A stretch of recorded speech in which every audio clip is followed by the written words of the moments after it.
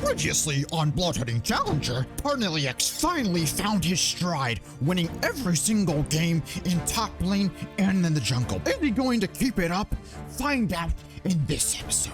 Yeah, I'm not sure if I'm doing that voice anymore, but the most highly upvoted comment in my last video was requesting to change the name of the series to Bloodhunting Challenger. Now, I'm not gonna lie, it does not roll off the tongue for me, but we're gonna try it this round. Let me know if you guys have any other ideas in the comments, and we'll see what sticks. Now, game one of this video, I think really sets the tone as I get invaded by the enemy Zed, Alistar, and Draven, level 3. 3 minutes into the game, by the way. Exciting stuff. We followed that up shortly with a gank on the Sylas. Twisted Fate took forever to walk up to gold card the Sylas, which means that the gank is delayed, gives Zed the opportunity to turn on us and get a kill. Now, I'm sufficiently tilted at this point, which is not a good thing. And my mistake here is that instead of going back to my jungle, farming, and recovering, I'm trying to force some picks here. I die again, giving the kills to the wrong people. And then, you know, a little bit later on, similar situation here, I just go way too ham. I'm playing like we're ahead when I'm not. This is an issue I have. Granted, I normally get ahead in the early games, but I have to be able to adapt when just things aren't going well. I need to play slower, and instead of forcing ganks and forcing picks and fights like I am on this Fed Draven, when I have nothing up, I don't have my ultimate, I don't have flash, no playmaking tools, I need to just chill, be patient, and farm up. Now, later on in this game, we are able to like make some really key picks as Renekton just smurfs the bot lane fight. We're able to kill the Sylas following up. And this, you would think, just opens up the game completely. Now we can grab the Baron, and this is just going to completely turn the game around. As we have a lot of towers, Renekton is dominating the side lane, and we also have a lot of pick tools at our disposal, which when you're ahead allows you to snowball leads really hard out of control. And we make the pick on the Draven when he contests. That's completely fine. And I'm thinking that because we got off the Baron and Baron's resetting, enemy team is respawning, we should just chase down this Alistar and kill him. Now he ults, so it takes a little bit longer than I expect, but I'm like, you know what? We're probably not going to get this Baron anyways, so let's just get the kill. Unfortunately, Zed comes to clean me up. I'm wondering what my teammates are doing, and I pan over to the Baron, and guys, that Baron did not reset. I just griefed that entire situation, and we lose the game because of it. One of the most horrific ways to lose, because that was just a free objective that would have completely changed the outcome of that game, assuming I paid any sort of attention at all. So definitely something like that's a situation where the kill on the Alistar really wouldn't have mattered too much. I just needed to make sure. I needed to check the Baron before I really committed to the kill on Alistar, honestly. I was just trying to play instinctual, and it did not work out. Now, this skirmish in the next game goes well. As you can see, Volibear fails the flash, which is kind of funny. And right here, I show some patience as I'm waiting for Fizz to come up and clean up the kill on the Rumble and Volibear that just dove my Teemo. And also, Fizz is really fed, so this is just, you know, an easy one. And this Volibear, man, he can't make it over a wall to save his life. I mean, quite literally can't make it over a wall to save his life, as he's done that twice. Yeah, fast forward a little bit to the mid games, a little bit close actually at this point. The support Rumble, by the way, does way too much damage. This is when the support item has not been nerfed yet, so it's just turbo broken. But we kill him, and we're getting TP'd on by the Volibear. Goodbye, rest in peace, Caitlyn. This bar ult was right in the money though, which allows me to just make a, you know, it gives me an opening to just kill this Azir quite easily. And I just need to kind of run away at this point because the entire enemy team I know is up and around, and yeah, I just don't really have the damage or tools to win this fight. So we're just sprinting away. Lee Sin is kind of hot garbage this game. The Bard Q, dude, this Bard is just smurfing out of his mind. Like this entire game, just every Q and ult by him was just perfect. And this Teemo comes in like a champ, just face tanks the entire enemy team and says, you know what, I'm gonna deal damage and die for the cause. Remember me, brethren, for my worthy sacrifice. Teemo, if you're listening, I will not forget this moment. I just want to take this moment to, you know, as we're fighting another fight in the jungle, to highlight my build, as I haven't really talked about it, and it's a big contributing factor to some of my wins recently. I think that Warwick has a lot of good builds. I think I mentioned this in my last video. Bartle, again, absolutely fucking numero uno. But Ravenous Hydra Eclipse, I think, is just very strong on Warwick right now. It's literally just as good as what Warrior Wick was before. Like, this is finally like an actual Warrior Wick replacement, and it's honestly better. It's honestly better than it was before because of the fact that you get the shield on Eclipse. And I also like to go Ingenious Hunter, by the way, in my rune set, which you might have seen in some of the clips, because it allows me to get a much shorter cooldown on my GA in the mid game, and also a shorter cooldown on the Ravenous Hydra active, which can come in handy. I think it's just like kind of an OP rune, so you can kind of get a lot of value in your itemization there. But if you don't plan on running GA, then definitely go, I would go like the movement speed one instead rather than Ingenious. And then after the core of Ravenous Hydra, Eclipse, and GA, you can really just go whatever you want. Like, any filler item works. You know, Bruiser, Tank, you can go like Maul, you can go Spirit Visage, you can go with Dead Man's or something. I don't know. Figure it out, Sterix. Just really whatever you feel is right in the moment. I'm trying to talk as much about itemization as possible right now, just to distract you guys from the gameplay going on in the background, because this game was a disgrace. It was embarrassing. Basically, we just got smashed early on. I actually removed a lot of the clips because it was just a lot of bad deaths overall.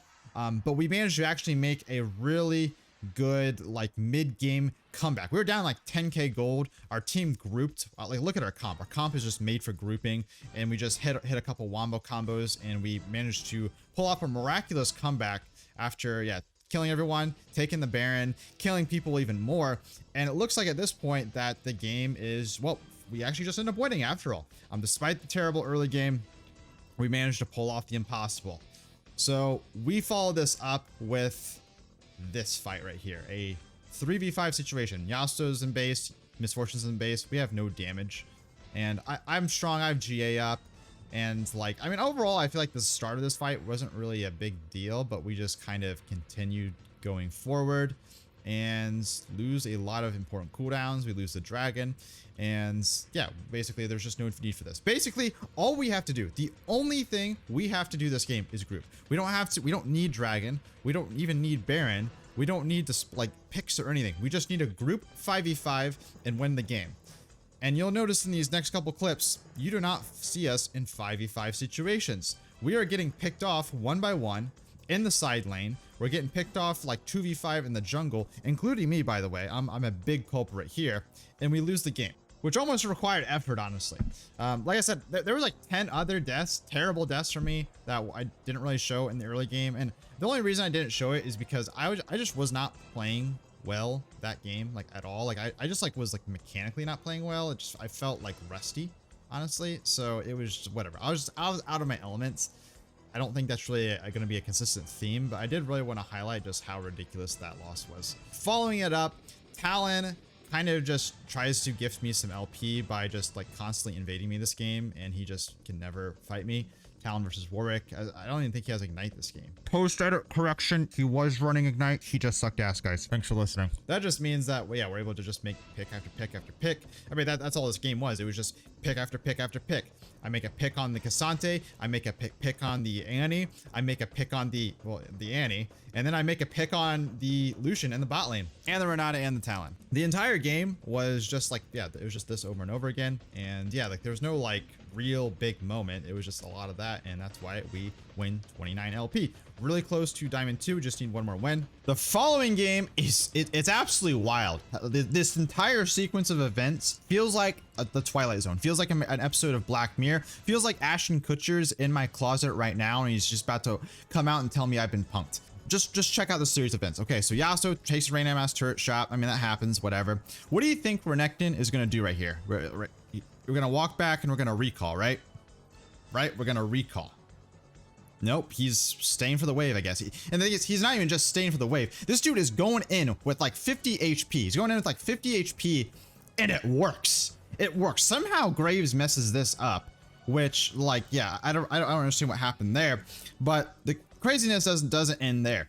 We follow up with a counter gank down here. Graves is not having a good time, by the way. Like, this dude just had that situation happen after his Yasuo entered into the turret, granted. And now he's trying to save his bot lane from getting, you know, trashed on in lane, but he fails miserably. You figure right here, very simple tower dive. Like, this Misfortune has 2 HP, right?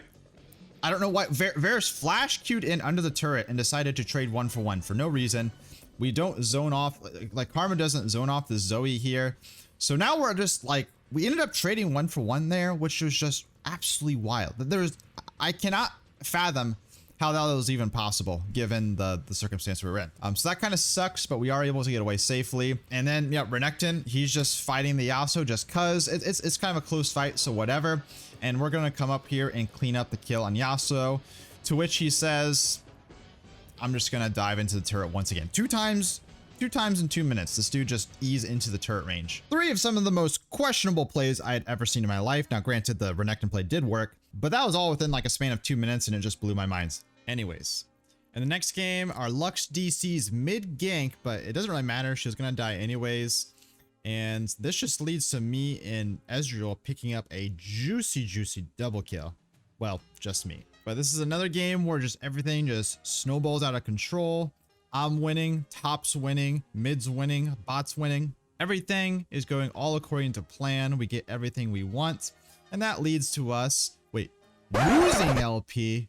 Wait. What happened here? We need to pull this one back. So for starters, we have this play on Nila here where, I enter the fray with like 100 HP. Looks like I'm trolling, but that's not the issue here, guys. Trust me, that's not the issue. The issue here is that I didn't R while Nila was feared, and I gave her the opportunity to use W and make the play. Ultimately, that wasn't really a big deal. That was just a very small like limit test situation, but that is a bad habit that I would like to fix, where I sometimes just hold my ultimate too long after my E when I should just combo it a lot more fluidly. A little bit later here, it's a typical over chase. Overall, still fine. Everyone's still winning. We're in a good spot. But then I continued to limit test, and it's really arguable as to whether some of these plays even are limit tests, because this one in particular had like a 0% chance of working. And that was just kind of like, one of the issues this game is that pushing or over forcing a lot of plays, which like, I think it's okay to, try to like limit test something every once in a while, but you got to like recognize when to back off. And I kind of just did it a little bit too much, gave over too many free kills. It wasn't really the game changer, but we obviously could have won the game a lot sooner if I just took that mid game a lot more seriously. Fast forward a little bit ahead of time right here. I'm facing off versus this Jax. This really just kind of shows off just how strong this build is. Yeah, I'm pretty squishy, but with how much healing and shielding I get, I'm able to recover pretty quickly. And you're just able to spam Q and E a lot with all the CDR you get, which is why I just find it to be a pretty versatile build. This play continues, by the way, as I pop the Herald, get this tier 2 turrets. I'm getting TP'd on, so I actually tried to like pull off a crafty escape with this Herald, but then I just ram it into the wall because I'm thinking, you know what? I think we can maybe like win this fight, and sadly I can't. Honestly, like Nila really is cucking me super hard with her W, and that's preventing both me and Rengar from really doing anything. Now that naturally leads to a massive throw, which by the way, Rengar is huge this game along with me. So when we're both dead, we really just have nothing going for us. And I don't know what this is. I'm playing like I'm a tank Warwick when I'm squishy Warwick. I'm playing squishy Warwick, and I just cannot play like that. So it's a bit of a problem. We are able to, finally group up, make a nice push here. But once again, we just overextend. I overextend, and that kills my entire team. I actually could have just flashed that Akali, but honestly, more than anything, we should have just, walked out a lot sooner. Should have just gotten out after we got 2 inhibs. And at this point, we're still ahead in the game. I still feel like we can just group and end. So I'm really trying to force this Baron, not necessarily because I want to just get the Baron, but because I actually want to force a turn in 5v5 team fight. But Rengar is just not like here for the fights, and then I mess up the Baron smite. I tried to Q smite that situation instead of ulting the Zac and then smiting, which just griefed the entire game. Well, I can't really blame it all on that one play because, as we saw, like we were up so much that it shouldn't have even gotten to this point where a single Baron smite steal can, actually like affect the outcome of this game because we were just up too much. So long story short, too much limit testing, too much getting caught. We split push for some reason, which wasn't really my fault, but just a lot of over aggression and carelessness that game.